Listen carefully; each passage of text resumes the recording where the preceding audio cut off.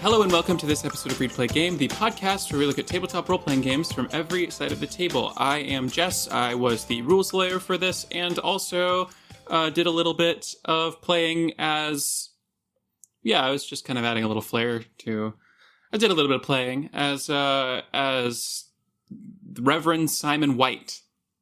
Hi, I'm Emma, and I just played as Anna, also called Belle. Hi, I'm Anish. I just finished playing Leo. I'm Tori. I was playing Paul Parker. Hi, I'm Margot, and I was playing Jackie. Before we start, let me just ask, if you could pick one fictional RPG restaurant, where would you eat? Would it be Lobster Jack's or Burger Man. Or Honey Burger Man? Burger Man. Burger Man. Burger Man. Oh, that's true. Burger I Man. forgot about Burger A Man. dragon Honeysuckle. makes those. Wait, so we have Lobster Jack's, and then Masks had Jake's. Jake's Yeah. Crab. Oh, Jake's Crab Jake Shack. I could Crab also Shack. fuck up. Yeah, I would fuck up some giant crab. Hell yeah. What was it? Honeysuckle? Honeysuckle. The honeysuckle. I forgot Which- about Burger Man. That's What is Burger Man from? Burger Man's from Slug Slug Blaster. Blaster. And the burgers are charbroiled by the dragon. So they got a little sweetness. anybody got the bar from the ground itself? That was like, it was like Mudwater. magma. Mudwater. Mudwater. Oh, Mudwater. Oh, God. That's a throwback. Yeah, Wow. right. 2 years Lot ago. of The food. lot of coffee was food. really good in the waiting room. So, Yeah, Troika. Well, actually, wait. Oh, that was Lobster Jack's. It was also in Troika. Yeah. Lobster Jack's is technically in Troika too. That's the true. one I would want to go to. The mess hall in Oh, Bullseye? Mothership. Bullseye? The too? Bullseye. Bullseye. Yeah, multiple A lot of in food Kids on in Kids Bikes. on A lot of food. Bikes. Yeah. A lot of food. Oh, yeah, the mess hall in We Mothership. do that. Hey, we just finished a game. So that was an altogether different river. We Yay. if this is your first episode you're tuning into, this is the game discussion. It's the third of 3 parts for Read Play Game.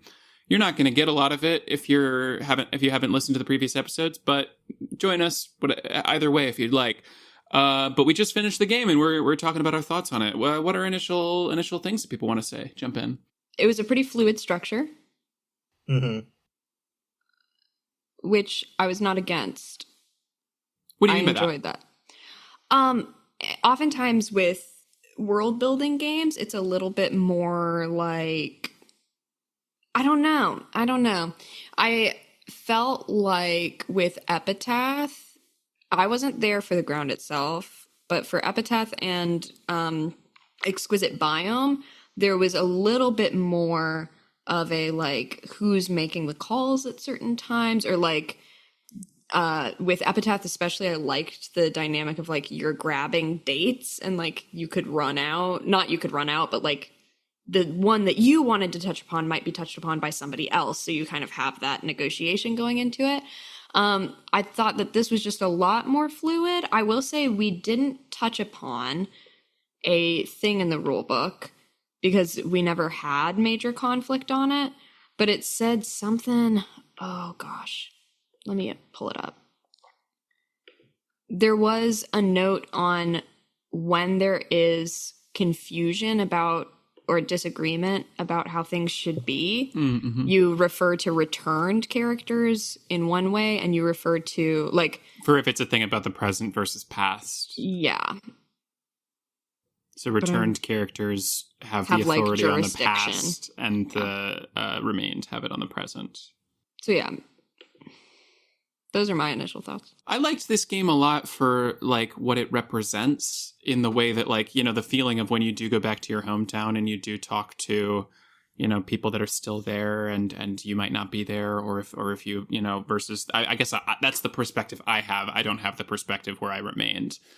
I would love to play this game as an epilogue for a campaign. Yeah, I mean the idea of returning to the level 1 town is really cool. Like seriously considering when we finish our home game with pirates bringing Like this. go back to Sedela. That's not the level 1 town. The level 1 towns are like the reef or like I don't know, you know, finding different. Yeah, you spots guys to know that. return You to. guys know what we're Sorry. talking about. No, we But like, don't. there's something really compelling about that to me in terms of like bringing. In a sense, we had that scene in our Goblin game where y'all did, in one of the adventures, return to your hometown. Which, I mean, no one listening to this will have seen this event, but I thought that was a thought I had of we should play this with the goblins at some point. I was thinking about the bonk brained yesterday. we should do everything with the goblins. I love those little guys. Rest in peace. I enjoyed it. I really enjoyed the architecture we came up with. It's like a place that I like imagining. And the idea of role playing using a question instead of like, here's the goal I'm trying to achieve, Right. is really interesting. I almost had an urge to want to like revisit the scenes and like direct them a little. And I mean, I had fun playing Paul Parker. I almost am a hungry for a little more. It was like a fun. Nothing says you can't return. That's true. You can always go home. It certainly didn't end up hitting like the silly. Yeah, note right. I We were wanted like, we'll to. try, and then we I was didn't. gonna tell you that. Yeah. But I do think you're right. It kind of just like the nature of the game itself is like a little melancholic, as the rule book said it would be. So, But it's also you can have space for fun community, dumb silly moments. yeah. The Yeah. old people. The old people were fighting so was funny. So fun. That is so funny. So funny. Can I talk about my favorite mechanic that I wish I Please. messed with more? The questions unanswered. That portion of the character stuff, like having a list of questions, answering some of them, and then listing out all the ones at the end that are still up in the air, I think filled in the gaps of like subtext throughout scenes that was really delicious. And one thing I regret is limiting myself in terms of the questions that I was writing down. I think if I had written more down explicitly while play was happening, while scenes were going on, it could be something we could have played with more. But it's a short... It's a game that's not meant to answer everything, Right. but I feel like it's a game that is begging for you to ask. I think the unanswered questions really, really informed my epilogue, especially because I was thinking about the fact that I still had the question that was like, do you wish I had stayed or what was the question? Do you wish I had never left or never returned? And that was something that, even though that question wasn't framing the scene that I was in with Jacqueline, we still I still felt motivated by it, because I think, like, with do you resent your father question? Yeah. And like, I think that is, having that be unanswered is something that drove the Reverend pretty crazy, 'cause, like, just not knowing, but also being afraid to find out. I also love that was the question, but you never asked it, because you can't, like, it wasn't even that you didn't get the answer. It was like, you never returned. Like in Jackie's head, it is a total, it wasn't, do you wish I'd never left or never, Yeah.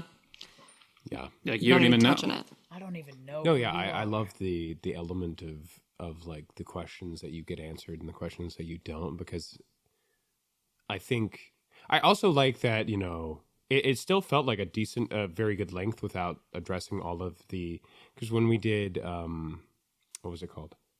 When we did the ground itself, we went through, I think, every card. Yeah. And this one, we only did we- 10. I think we went through every Right? card because we kept not getting the card we needed to, right? Yep. Oh yeah, That and was I feel like something. with this one, No the hearts. combo of not No heart. just cards, but also the scenes based on the question, I think mixes it up in a really cool way that adds the element of There's the element of chance with the cards in terms of what Yeah. you develop of the world, but also the element of like your own decisions in terms of how you develop. And I like that mix. I also That was really really liked nice. the way the collaborative storytelling encouraged like the order of the stuff that I wanted to do completely changed. Like, if I'm being honest, where I expected that to go and where I was like in my head, like thinking about it going the whole time, I had to completely do the scene that I wanted at the end. In my head, I was like, I think I was going to try to send like an anonymous letter to Jacqueline to meet in that clearing and like talk about it, and then like offer money or something to like keep quiet about it, or like just check like my entire thing was going to be from a totally different, like I said, like I wanted it to be like Zagreus and Hades, like me watching over the fucking cliff while you approach, and Yeah. and then like we had that scene, and it just like in the moment felt entirely different, and also informed by my scene earlier with Paul, where like I didn't realize how much of a liar my character would be. Eddie K. Getting to hear the sermon was a lot of fun. Yeah, that was Yeah, wild. The sermon was so great. fun. Said a whole lot of nothing there. Yeah. A whole lot of nothing. The character ties at the beginning set a decent framework. I'm interested to hear if we thought any of those like changed significantly. What do you mean, the relationships? I'm Yeah. mostly like, damn, my one opportunity to romance Margot and I didn't do it. There will be more. I was like trying to like have some flirting. You were, yeah. You were? Are you kidding? Yeah. Yes. When? Yeah. Are you kidding? When? Oh, all you're the times where I was stupid. like, where it's like, When? like, you know, I'm not even I was kidding. talking about. I was like, I'm so glad. You know, it's so nice to be back in your house. I'm sure I you're, haven't had like, his cooking cooking up in a forever. I haven't had your cooking in forever. You know, Character like, bleed it's here. so nice to be back. You know, Yeah. And I did a men. she's not realizing that their friend is into, you know, their brother moment where it's like, we could go, like, maybe I'll go up sometime. And I was like, yeah, I'll go. Like, I wasn't invited. Like, Oh, Yeah, no, that's why that's why I threw me invited off. you. That threw me Yeah. off. no, it was so supposed to be much. you, but then I was being oblivious. Yeah, And then that's I why was like, oh, you know, maybe we You're could, like, we oh, could it's a spend friend some time thing. together. it's a friends thing. Yeah. Man. That's hilarious.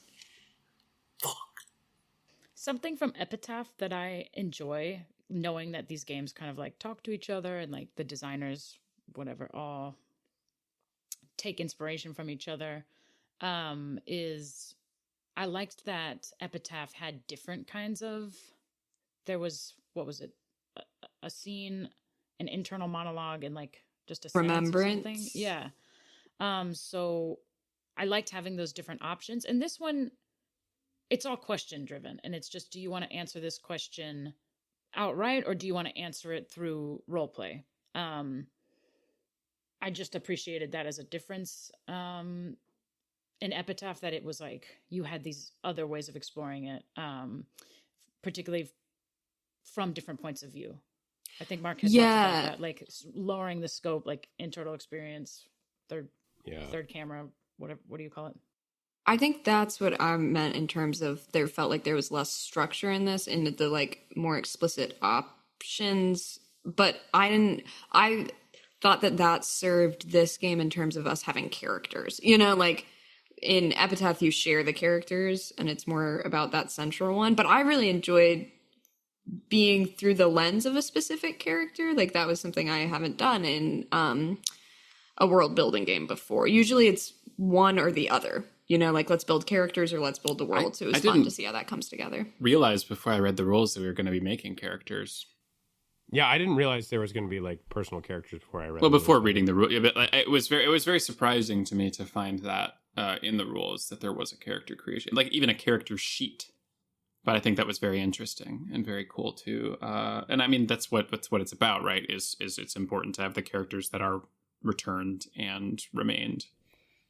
Just was going back to the playbook because I like when they include quotes, and the title finally clicked for me. You can't step into the same river twice, is what it's coming from. I don't remember if we read it or not in the read episode. We didn't. It has been some time since you've left home, but now it's finally time to return. To what, though? The home you held in your mind and the home you will encounter will not be the same. You are not the same. You can't step into the same river twice. You can't truly go home again.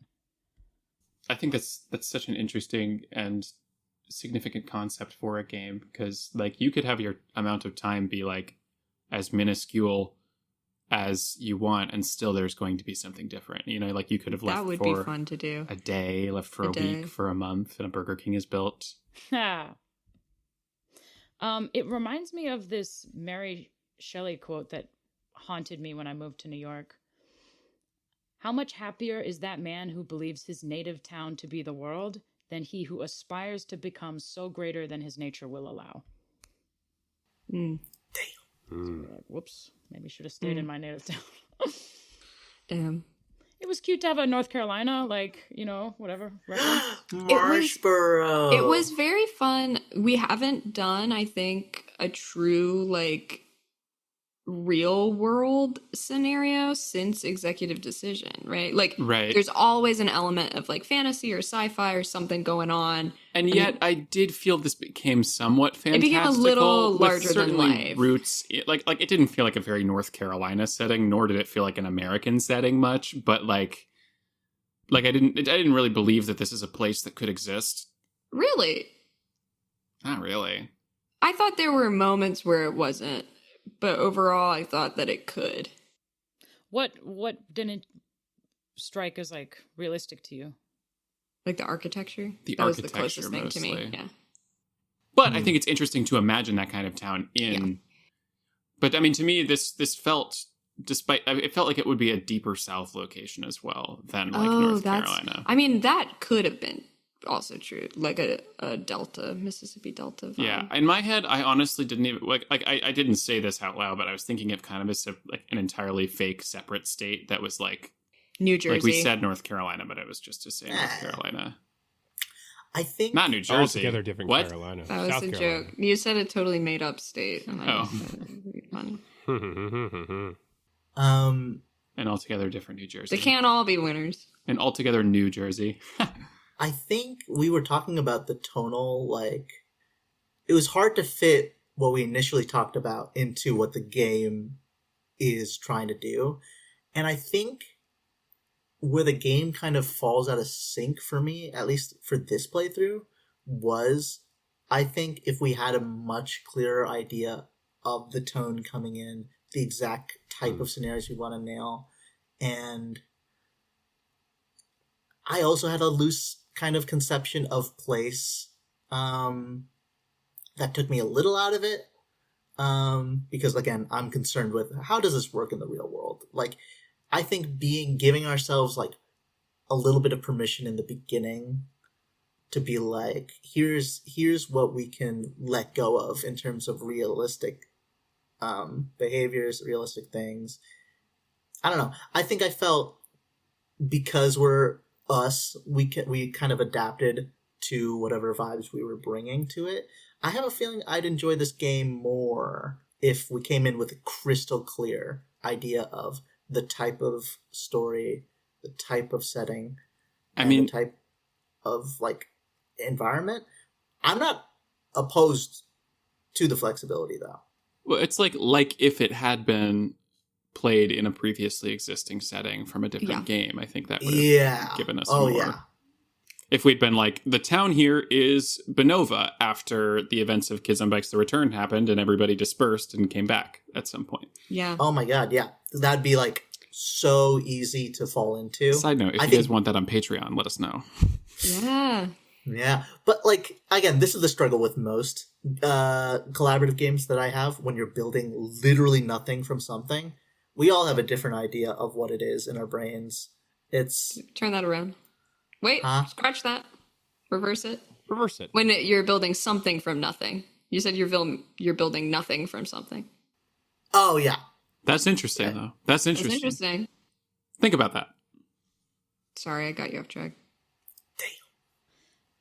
I can't tell if my experience aligns or is different from what you're describing. I almost felt like some of these questions, I felt like, oh, I already know the answer to this one. Like this. And so they say at the beginning, don't flesh this out too much. Don't kind of go into details yet.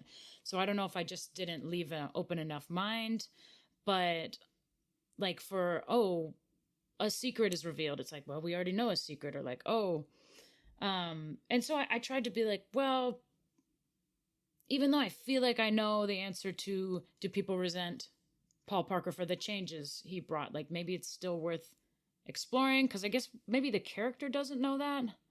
I don't know. So some of the questions, I kind of wish they were a little out of left field more. And we didn't get any of the hearts questions, but does anyone else know what I'm talking about? Did anyone else feel that, where you got a question, you're like, we already kind of covered this? Yeah, how do we squeeze this for more? Yeah. I think that might have been a character tie thing too, in terms of like, are we building truly uncertain characters, or are we building quite like solid, because I feel like the biggest point of confusion or disruption was with Reverend Simon White, and that was the most, I think, like unmoored character, so giving that confusion allows for the question, that would be interesting to explore again. Can we talk about some of the characters for a second?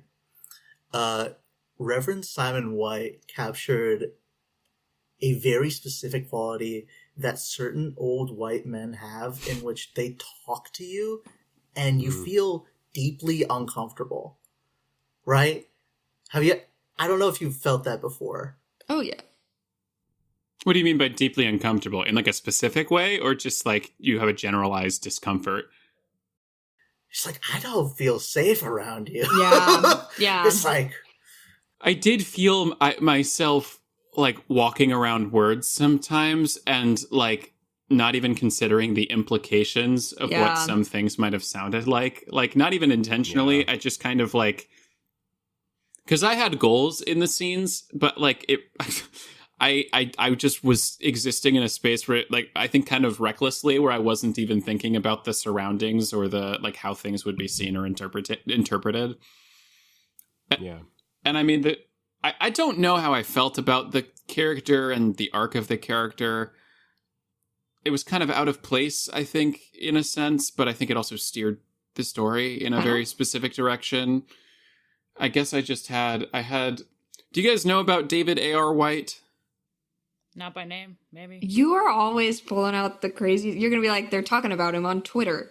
I mean, I'm not really on Twitter. What is this? No, I just mean you, like, how do you find these people? Like I said, I just watched all of the God's Not Dead movies. Yeah. And to me, this was a fusion of a lot of the stuff I've been watching lately, which is God's Not Dead movies and The Righteous Gemstones, which are all, like, talking, I mean, in reference to, like, mega church culture, you know, popular conservative Christian culture. Oh, sorry, continue. No, go ahead. You're saying something. Thematically, I think he was kind of perfect. I guess it's good to have a big conservative force in a game about change. For me, it was also if you look at, like, the ecological things that were discussed in terms of, like, what you're doing right now will eventually become unsustainable, but we don't get to see that yet. Yeah. Whereas we saw that with Reverend Simon White of, like, oh, you will come to ruin. You know, you're doing something that is corrupting you, like, by building this life on a lie. There's a very interesting arc to the God's Not Dead movies, and I can't believe I'm really talking about this, but the first one is, like, just a student is challenged by a professor to what? I just put 2 and 2 together on what the God's Not Dead movies actually are. You watched all of them? All 5 of them, yeah. And the first one is just a student, like, arguing for the existence of God in a class against a professor that... Can I spoil this movie for you guys? Yes. None of our audience will ever watch this. It's for this professor who is insisting that he reads all these atheist texts and that God is dead is the assertion, and this kid is challenged to, over the course of a couple classes, argue in front of the class that God is not dead. And then at the end of the movie, at some point, the professor is, like, hit by a truck and like is dying. And like the Reverend character, Reverend Dave, who's played by this guy, David A.R. White, comes in and he's just like a side character, but he's like, do you accept Christ? Like as he's dying. And then he suddenly is like, yes. And then he dies and that's the end. Like he's like, and it's good that he accepted Christ. He saw that God's not dead. Like, is God dead? And he was like, no, it's not. It was like, it's like the most stupid, not profound bullshit. But then in the second movie, Reverend Dave becomes the main character. How many of the movies are you going to describe? Reverend Dave becomes the main character who then has to argue in court that that God is real. And like they bring in like actual book authors You who have watched written all books 5 of about these. this. Wherever you're getting this language is hurting you. We watched in like the machete order. It was 2, 3, 4, and then 1 and 5. It's insane. But then the third movie is... Are you well? No. And the third movie is something about like they're like trying to shut down his church. Fourth movie is when he has to... 4 and 5 are kind of a two-parter like Infinity War and Endgame. Thank God. Where and they're directed by the same guy, Vance Knoll. And this is where God. Reverend Let's get Dave him on the has pod. to argue in front of a congressional hearing about the Oh my existence of God. God, and he loses.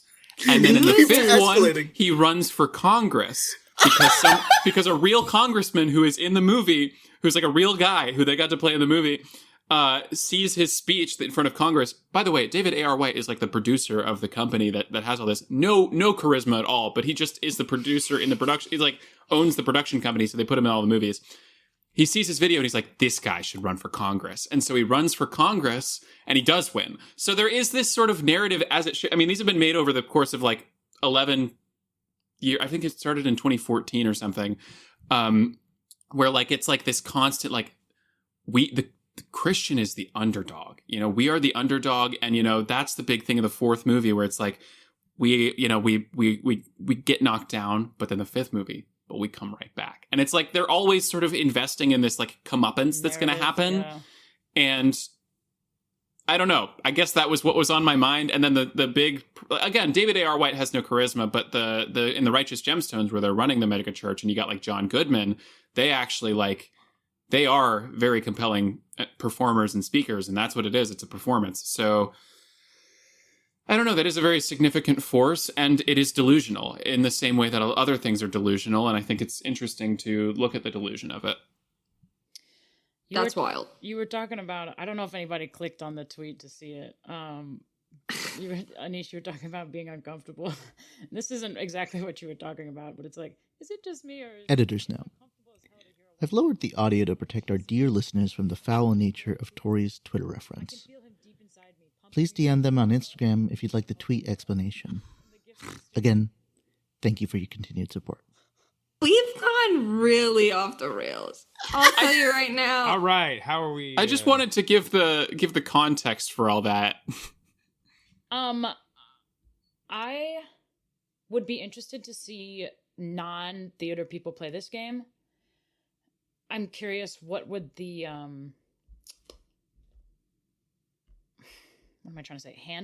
What are they holding on to in order to like advance the story? Because for me, it was pretty much like I gotta figure this out through a scene. I'd be curious to see like corporate people play this game, like just to see how does a different type of I don't know environment or like a workspace, like to do this game with your coworkers. I'm like, I have no idea what that would look like. Well, I do think there's something for like, when will a game like this be played? You know, like it's a world building. You're going to have people that are invested in that kind of gameplay. So not necessarily theater. Like I want to see artists do this game who are maybe more interested in the map building, but have less experience with the improv. It's one of those things where I think people who are not like, their first instinct is not to play it out to find out what happens, actually have an interesting thing. Well, this is what I'm guessing because I've never played with somebody who isn't a theater kid. But my guess is that it gives you a little bit of freedom to like talk outside of character, and to kind of talk about where things go in a more detached perspective, which is like has its own like merits. that. Yeah, that's That kind of was cool. That was my favorite part of the Slug Blaster arcs, because I liked being like, let's direct the scene first and then play it out, and we'll just have fun in it. So we're not trying to get to anything specific. I also think we have permission to do that in the future. I think we did it to an extent. I'm going to consciously do that more. Compliment for you, Anish. I loved that you brought in the inside joke about the rats in the tunnels. Completely. I had to do something because that was mine. I thought it was. I could not think of anything funny.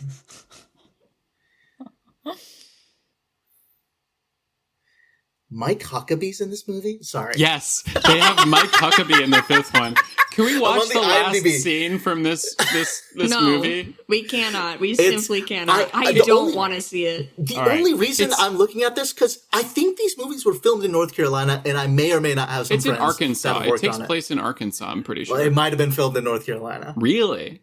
It might have been. I really think it was. It's like this big scene of him talking in Congress, and it's basically what I just did, where he's just saying a lot of stuff and they put inspirational music behind it, and he's saying nothing. It's just like completely, he's being repetitive and bullshit, but like in the movie it's presented as like we're supposed to be profoundly moved by it. This movie was filmed in North Carolina. I know Holy people who shit. were on it. My fault. Name drop them. Final thoughts. This has been a great game episode. I need to play this game in person because drawing Yeah, has that its would own be kind very... of it's got a little charisma online. I want to draw with my hands. Yeah. And I want to fold it afterwards. Yeah. I want Put it one away. of Split those it up. long rollout papers that they have at doctor's offices, and then Yes. everybody gets to doodle. I on have it. those. Let's I play could this get that again. for us. That's a good point. I think that probably enhances the experience of playing it, is to all be Oh, able to yeah. actually get in there. Yeah. Y'all could have drawn. No, We no, I did. did. I tried. You know, I didn't have a tablet. I ended up using the emojis more to just kind of Next get my time point I'm across. gonna do just my mouse pad, and it's gonna be the same. I liked how You our have to little believe. avatars came out. They were, you know, They were really cute. yeah. Mine was the best. It was pretty awesome. I like his bald spot. Thank you.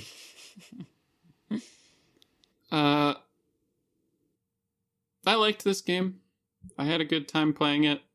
We can cut out most of the God's Not Dead stuff I said. I think tonally, I wish that I had gone more into this at the beginning, because they do mention, they're like, it's usually a melancholic tone, but you can lean more into like mystery and action pretty easily. So they had some things that are like, here are the easy tone shifts to achieve, whereas some tone shifts are not going to be like a mystery would have been really fun of like you return to a town and someone's missing, or Tori like is and shaking someone's there. gone, Can we or insert the action of clip of like Tori you from return Kids to on a Bikes town and saying, you "I have hate to mystery." deal with a crisis, you know, What would you say the tone was if you had to name it? melancholic Melancholic, yeah. But I think and a little like. Oh wait, you go. I think having the thing I was trying to cling to was Avatar: The Last Airbender as tone. Because that was like that gave me a clear idea of the type of like it gave me something concrete, something I'm going to think about in the future, just based on who I am as a player. I think I do like very clear direction, because I know I'm willing to bend the direction and follow where things are heading. But it really helps me to have like a specific piece of media or a vibe that we're creating. Like conflict at a Thanksgiving dinner is something we brought off screen, I think. Yeah, I like having a clear tone. Slugmaster did a great job of setting out questions for that. And I think the next time I play this game, I'm gonna spend more time on that. I don't know if I'd play it again. I really like having both session zeros and a like epilogue session for long form campaign. So I think I would bring it in for a tool for a long form campaign. Yeah, I like that aspect too. I liked that this thing fully encompassed like the world building, the play, Yeah, and really cool. the epilogue. I thought it was a nice little zoom in on a TTRPG. And they had a good, solid list of what did they call them? Game seeds? No, Yeah, the options element. for like sci-fi and stuff. I'm looking at the ones where we got stilts, flowers, and tunnels. Oh, yeah. It's like air, water, ice, wood, stone, mountain. It's also valley, fun that like, you can come up with your own there. large. Like you have Yeah. permission to just be like, I want there to be dragons. I had thought about doing like treehouse or something, but I was like, we probably could get there with stilts. And we basically did. Yeah. It's kind of fun. The cover of the book has houses over top of water with stilts. Really? Did we steal that? Well, I didn't think know until it's after. just at a river, you know. It's cool. They've got the wooden houses on stilts, but then a huge sci-fi metropolis in the back. Oh, that's cool. Whoa, that's kind of thematically applicable. Mm-hmm. Look at that. It's like the chair in Epitaph. I would love to ask about the art here when we hypothetically interview. All right. Other last thoughts that anyone has before we do not return. Nope. We're not quite leaving the river yet because we are so excited to interview Aaron Lim, the creator. So tune in for that one. We could have made this Christmas themed. We're so stupid. We're stupid We're as so fuck. Not fucking gonna lie. stupid! You come home for Christmas! You come home Home for for Christmas! Oh, that's we're so We dumb. still have 40 minutes. We can do it. Let's And do we another had one. a Do another one. canonic Christian like church and Yeah. Fuck!